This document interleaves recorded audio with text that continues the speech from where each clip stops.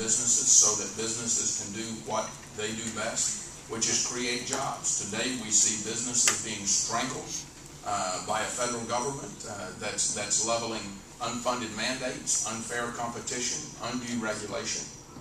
Businesses can't survive that way.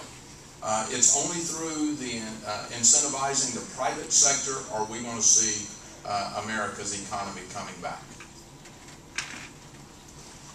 Thank you. Mr. Elsas? This goes back to what I started with in my opening statement, that I know it's only a 2-year job, and I also understand there are going to be 434 other people that are coming in, and many of them are going to be new and have made promises they need to keep.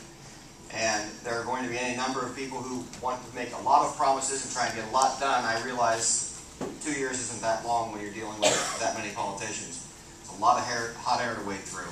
So I've come up with 3 things that I would address. I feel confident that an Obamacare bill can be repealed in its entirety.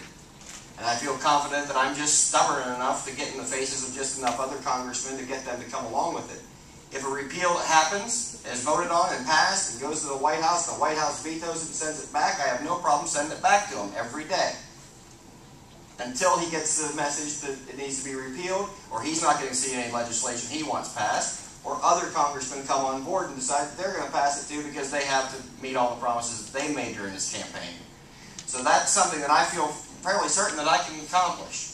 The one subject of the Time Act, I believe there are enough congressmen with decent common sense that would like to go along with that because there are a number of bills that they see getting attached to bills already, that, or attachments getting attached to bills they don't like. So I believe that's something that can be accomplished fairly simply.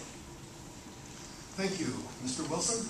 Jobs would be my priority all the way around. How we can help small business, to give tax breaks, to hire people, to get 60 to 80% of our new jobs coming up. This would be the top priority, and I think this is what's lacking most in our country. We must get back to what's made in America. We have to get back to having pride in our products and buying our own products. We have to stop outsourcing. My opponent outsources for a living. This is what he does, one of them. Mr. Johnson makes his living outsourcing.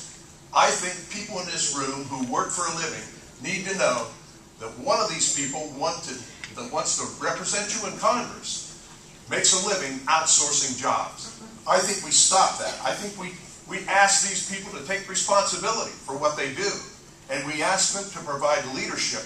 This is what our country needs. It needs it, and it needs it now.